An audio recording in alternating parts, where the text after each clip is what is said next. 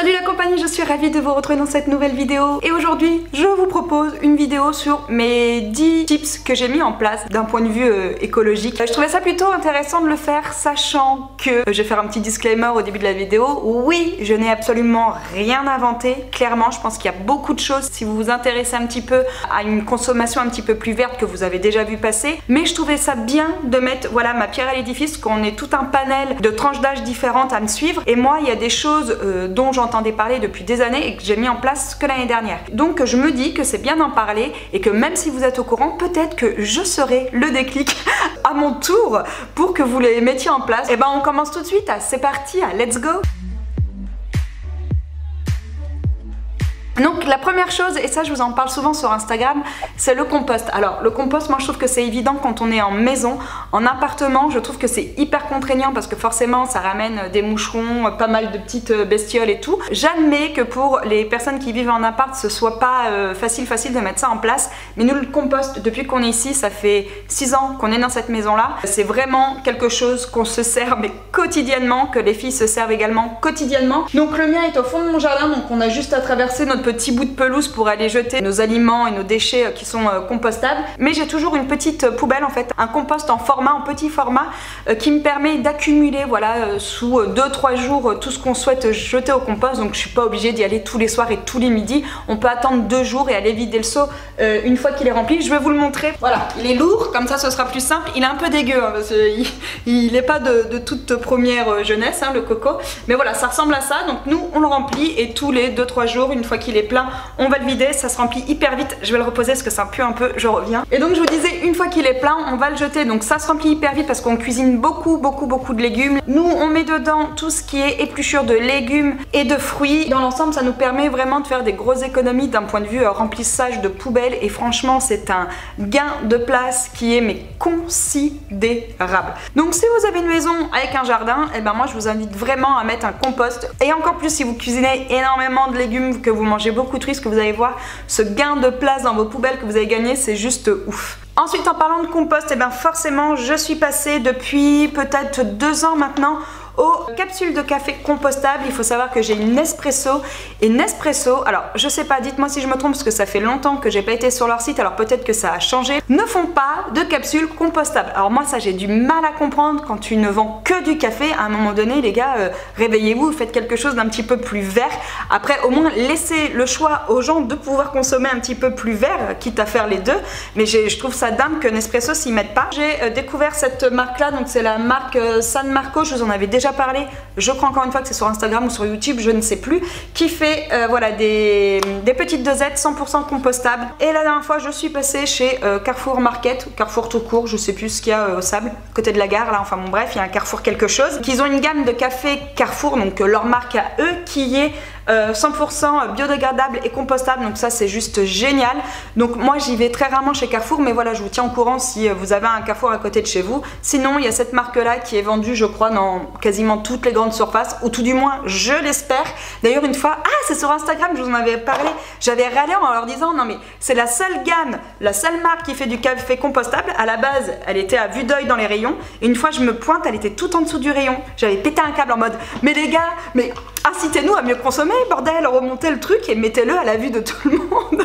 Il y en a une qui m'avait dit sur ça, Aurélie, arrête de péter un câble, c'est bon, c'est pas grave. Bon, je l'avais dit un petit peu en rigolant, mais ça m'avait un peu énervé parce que tu dis, il y a quand même des marques qui font en sorte de faire des produits un petit peu mieux et tout pour la planète. Et dans les grandes surfaces, ils font pas en sorte que ce soit à la vue de tous. Après, je pense que c'est encore une histoire de pognon, tout ça, mais moi je vous tiens au courant. Voilà, je vous le dis, si vous êtes chez Nespresso, vous avez des espèces de petites capsules comme ça maintenant. Alors, chez San Marco, elles sont toutes blanches et il y a juste une couleur au niveau de la bague selon l'intensité du café, mais sinon elles sont vraiment toutes simples et je vous dis moi ça passe au compost, sachant que chez nous je pense qu'il y a au moins 3 voire 4 cafés souvent par jour. Bah autant vous dire que voilà c'est toujours mieux si on peut composter après ces déchets, c'est quand même pas mal. Il y a toujours le cas de ces petites boîtes en carton, donc moi bah je trie, hein, je fais le tri sélectif, je le mets dans les sacs jaunes, mais tout du moins je trouve que pour les capsules déjà c'est une bonne chose. Ensuite je vous en parlais dans une de mes dernières vidéos, je suis passée en boîte en verre.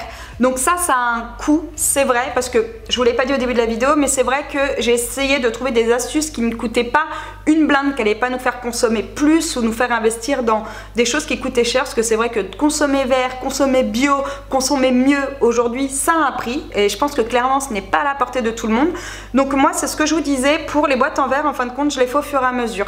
Quand j'allais chez Ikea, j'en achetais 2, 3, je crois que je l'ai fait en 3-4 fois, et maintenant j'ai une bonne petite collection de boîtes en verre. Et d'un point de vue conservation, franchement, c'est mieux. Et c'est vrai que quand les filles font réchauffer ce qu'on a mangé, admettons, la veille pour le midi, c'est toujours mieux, voilà, de faire réchauffer ça dans des boîtes en verre plutôt que dans des boîtes en plastique. Clairement, ça s'abîme moins que le plastique. Enfin, je veux dire, ça fond pas, ça s'abîme pas, ça s'écorche pas. Si vous êtes déjà installé, je vous inviterai peut-être à refaire votre stock au fur et à mesure, acheter une boîte ou deux, et puis voilà, les changer de temps en temps. Bien sûr, moi, mes anciennes boîtes en plastique que j'avais, celles qui étaient mortes, je les ai mis au recyclage. Celles qui étaient encore correctes, je les ai données à Emmaüs parce que je vais régulièrement chez Emmaüs, donc voilà, j'en ai fait don à Emmaüs. Mais je pense que voilà, c'est toujours mieux, si on peut, si vous êtes en train de vous installer, d'investir directement dans des boîtes en verre, sachant que ça, avec le couvercle, j'ai dû en avoir pour 4 ou 5 euros, j'ai plus les prix exactement, mais je veux dire, c'est pas hors de prix non plus. D'un point de vue éco, je trouve que c'est quand même mieux. De toute manière, moins on consommera de plastique, mieux ce sera pour la planète, parce qu'aujourd'hui les déchets c'est très compliqué au niveau du recyclage. Donc boîte en verre. Ensuite, une autre chose que j'ai mis dernièrement en action, alors j'avais commencé l'année dernière avec celle-là et puis j'ai fini avec celle-ci, je vais vous en parler, les cotons lavants, lavables, réutilisables. Alors moi ça a carrément été genre une révélation pour moi. Ça faisait un moment que je voulais m'y mettre, parce que clairement avec les filles qui se débarbouillent le matin, le soir, moi qui me débarbouille le matin, le soir et qui me démaquille, on avait des quantités de coton, une consommation mais juste énorme. Et l'année dernière, c'est vrai qu'à force d'en entendre parler, je me suis dit mais attends, faut vraiment que je m'y mette quoi, c'est plus possible de jeter tout ce coton tous les jours, puis d'en acheter aussi par la même occasion. Le seul truc qui m'empêchait en fin de compte de sauter le pas, c'était le prix, parce que clairement pour nous trois, il nous faut un sacré stock, hein. Clairement si je veux pas être en train de les laver non plus tous les jours, faire des machines tous les jours. Et j'avais donc cherché sur Google, je m'étais retrouvée sur un site bio il me semble. Alors il y en a plein qui m'ont demandé quel était le site, mais franchement je ne m'en souviens plus du tout, c'est pas de la mauvaise volonté, mais ça fait un petit moment que je les ai et je n'ai plus aucune idée. Et j'ai clairement choisi les cotons qui étaient les moins onéreux, parce que je vous dis c'est quand même un sacré budget, et j'étais hyper déçue parce que les premiers que j'ai achetés, comme vous pouvez le voir, c'est clairement de la serviette et éponge, et ce n'est pas agréable au démaquillage, clairement. Donc on s'en est quand même servi avec Laura et Maëlle pendant un long moment, et jusqu'au jour où moi vraiment ça commençait un peu à mériter les yeux, et où je me suis dit non, faut que je change, faut que je trouve une autre solution. Mais encore une fois, au niveau des prix, je trouvais que c'était assez cher, et en fin de compte je vous ai fait le tuto sur YouTube et j'ai été acheter du 100% coton bambou chez un marchand de tissus, et j'ai fabriqué nos cotons nous-mêmes. Je pense qu'on en a bien 80, donc autant vous dire qu'on a de quoi faire un roulement. Je suis pas obligée de faire des machines vraiment toutes les semaines de coton, et ça m'a coûté 20 balles les 80.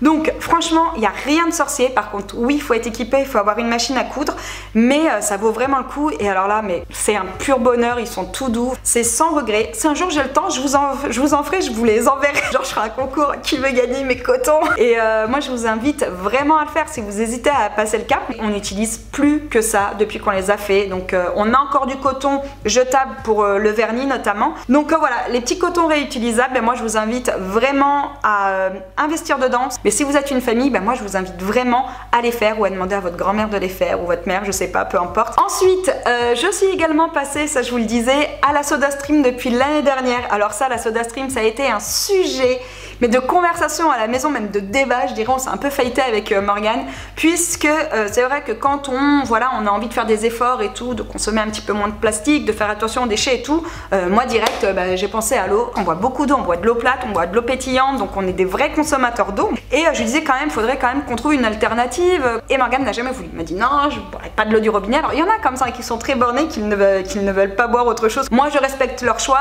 Après c'est vrai qu'on a une famille, donc j'avais envie qu'ils fassent un effort, et en fin de compte c'est en allant à l'abeille de compagnie l'année dernière pour visiter les ruches et tout, que j'ai fait la connaissance de Yana. Yana, si tu passes par là, tu as été ma révélation. relation SodaStream, toi-même tu sais. Je lui disais que j'étais dans l'optique justement d'arrêter les bouteilles d'eau, que Morgane avait l'air d'être plus ou moins d'accord, mais je lui dis par contre le gros souci c'est qu'on n'a aucune idée d'une alternative pour l'eau pétillante. Et elle me regarde et elle me dit mais Aurélie, prends une SodaStream. J'étais là en mode hein, tu t'en sers pour faire de l'eau pétillante, c'est pas genre pour les sodas la SodaStream.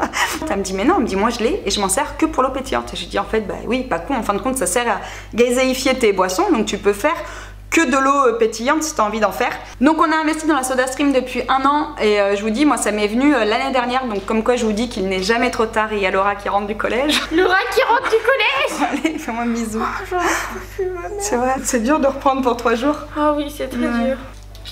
Donc je vous disais, on a investi dans la SodaStream depuis l'année dernière.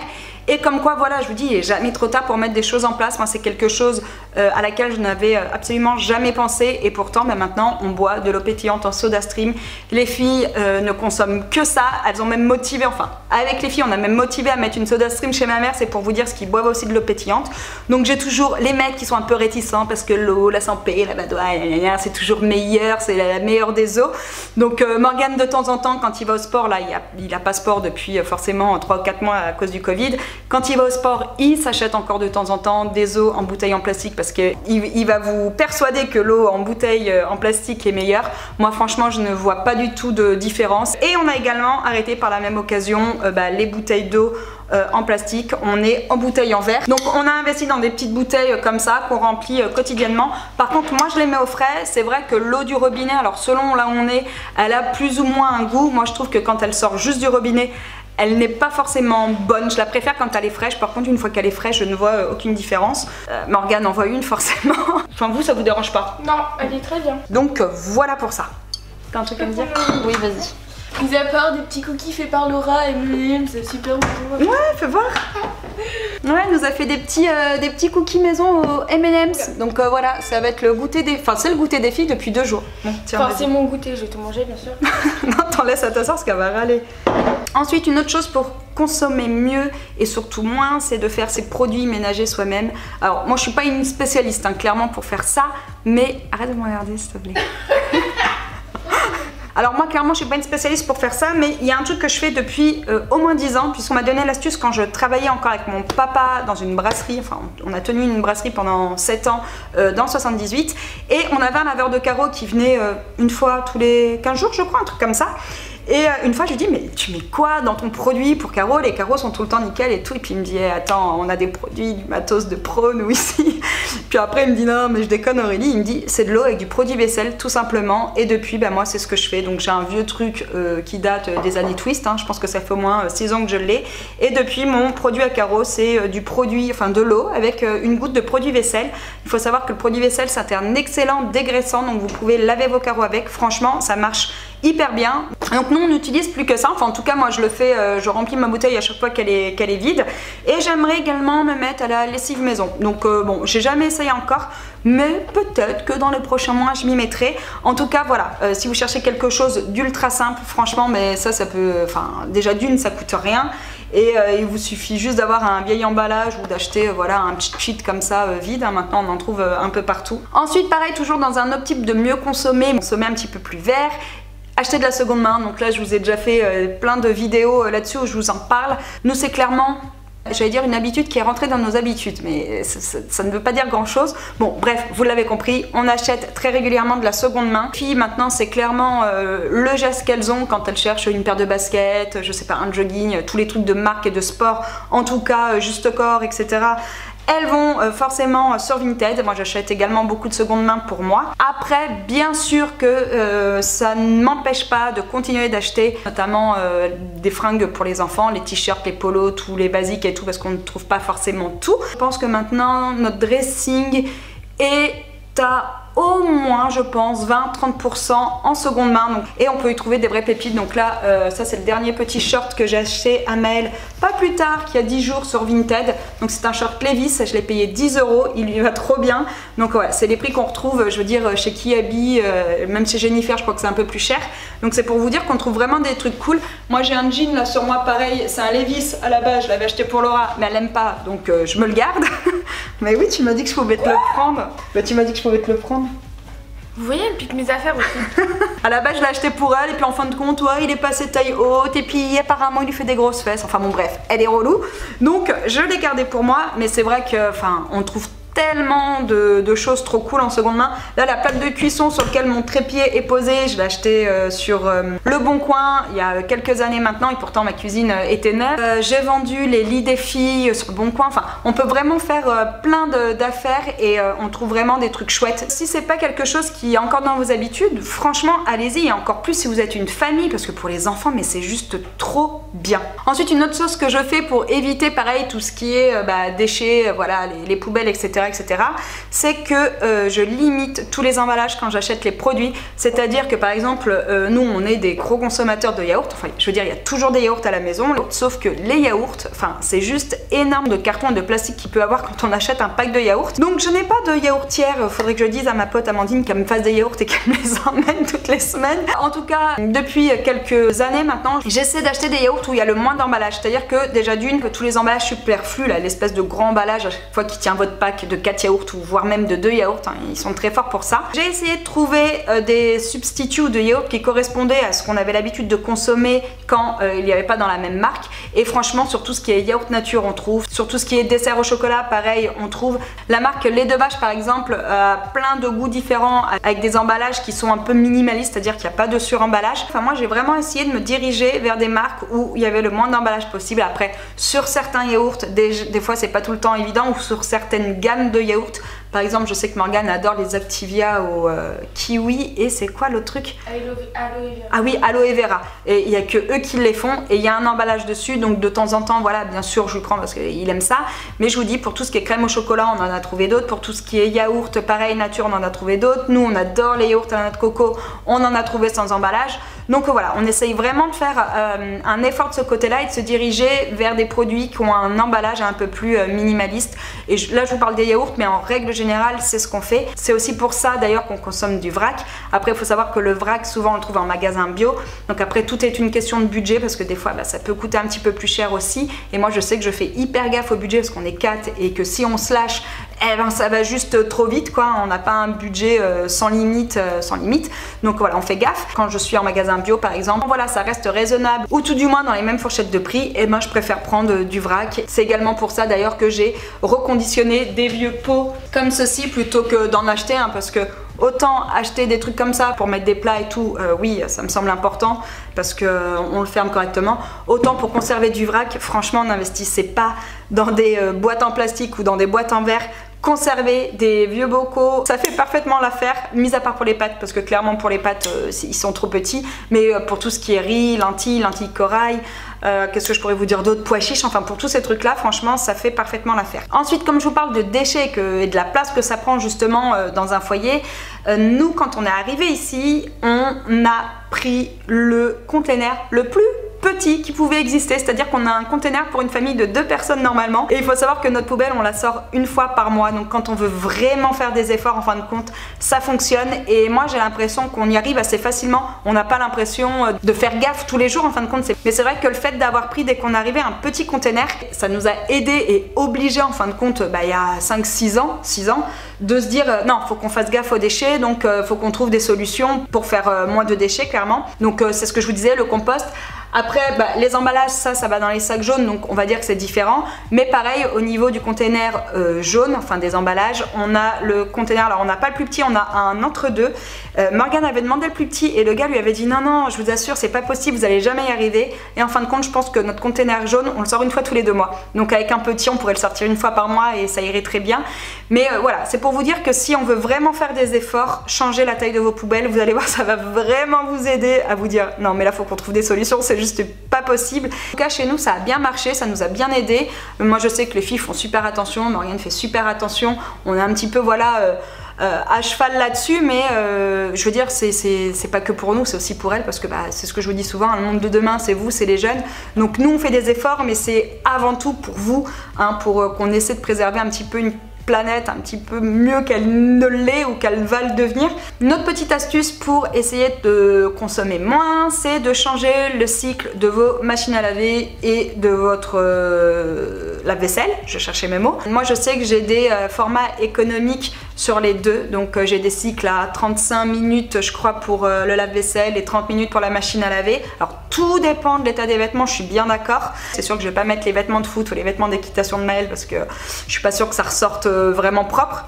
Mais dans l'ensemble, quand les vêtements sont pas trop sales, on met des cycles rapides. Pour le lave-vaisselle, pareil, on essaye de mettre des cycles courts et on essaie aussi de les faire tourner la nuit quand c'est possible. Et je pense que quand on peut, il est important voilà, d'essayer de consommer vert, c'est-à-dire avec des cycles plus courts et la nuit parce que c'est là où l'électricité coûte aussi le moins cher. Je peux finir. Et pour finir, dernière petite astuce, télécharger un moteur de recherche vert. Nous, on est sur Ecosia depuis, je pense, un petit peu plus d'1 an. Ça, pareil, moi, c'est quelque chose que j'ai tardé à mettre en place, alors que c'est juste tellement rien à faire, quoi. Enfin, moi, j'étais toujours sur Google depuis, je sais pas, des années. Puis un jour, je me suis dit, non, mais vas-y, Aurélie, arrête d'être con. Télécharge un moteur de recherche un peu vert, ça te coûte rien et c'est tellement mieux. Donc nous on est sur Ecosia là, je vous dis, depuis je pense un petit peu plus d'1 an maintenant. Ça ne change absolument rien à nos recherches, tout du moins moi je ne vois pas la différence. Et voilà, je sais qu'à notre niveau on fait un petit geste aussi pour la planète et tout. Et ensuite, dernière chose pour finir cette vidéo, essayez d'acheter local quand c'est possible, de faire travailler les gens qui sont autour de vous. Je pense que c'est super important. Là moi je vous parle vraiment des bons plans qu'on peut avoir entre voisins, entre agriculteurs. Moi je vous le disais sur Instagram, mais on achète maintenant nos œufs à le collègue d'un de nos potes agriculteurs qui nous vend comme ça les barquettes 5 € les 30. Donc ce sont des œufs qui ne sont pas bio mais qui sont plein air. Et en fin de compte, ça c'est des œufs qui sont déclassés. Donc il ne peut pas les vendre parce qu'ils sont trop gros. Donc souvent on a 2 jaunes dedans, c'est plutôt marrant. Plutôt que de les jeter ou de rien en faire, et ben il les vend voilà, à son entourage, aux gens qu'il connaît. Ça permet d'une de faire travailler voilà, les agriculteurs parce qu'on sait que pour eux c'est pas tout le temps évident. Et de deux, ça permet de pas gâcher et d'avoir des œufs frais qui viennent juste à côté de chez vous. On a pareil juste à côté des agriculteurs qui vendent les légumes de leurs serres. Ils ont une petite boutique et juste derrière il y a des serres. Il n'y a pas que des serres mais il y a des terrains agricoles, des champs agricoles et des serres. Depuis le confinement j'y suis pas allée. Alors j'avoue je suis pas très raisonnable sur ce point là. Je vous le dis de le faire mais en même temps je le fais pas quotidiennement. Nous avant le confinement on y allait régulièrement. C'est pas forcément du bio mais en tout cas c'est une agriculture proche de chez nous, cultivée dans les terres de notre ville. Donc ça c'est juste trop cool. Puis c'est des gens qui bossent dur. Ça fait plaisir en plus de contribuer voilà, à leur business. Maintenant c'est Maëlle qui rentre de l'école. Ah bon? Toi tu me fais pas de bisous toi? Non. Ah d'accord. Tu m'as trop fait souffrir. Ah parce que t'es rentrée à pied? Ah bah justement, toi je suis en train de parler des petits gestes écologiques qu'on peut avoir pour la planète. Qu'est-ce que je t'ai dit? Rentre à pied. En vrai on habite à quoi, allez, à 700 mètres de l'école. Et Mel je l'emmène le matin. Mais par contre je lui demande de revenir à pied parce que je lui dis quand même. Et en plus je vais te chercher le midi. Hein. Donc franchement je suis gentille. Mais le soir je lui demande de rentrer à pied parce que c'est bon, la voiture on la fait pas marcher toute la journée. Voilà un autre exemple de geste vert pour la planète. Hein Maëlle, qu'est-ce que t'en penses? Maëlle elle m'a dit qu'elle voulait un cheval pour aller à l'école à cheval parce qu'elle m'a dit que le cheval ça polluait pas. Et vos enfants quand ils sont pas loin de l'école ils peuvent y aller à pied et revenir à pied. Moi en l'occurrence oui je l'emmène et je vais la chercher soit quand il fait trop chaud soit quand il fait trop froid parce que c'est pas non plus agréable de marcher sous la pluie et de marcher quand il fait 35 degrés. Mais je lui demande voilà, de faire un effort. Bon après vous y allez souvent en vélo aussi. Hein. Oui. Elle est en train de se refroidir avec un pot de compote en verre. Elle est folle.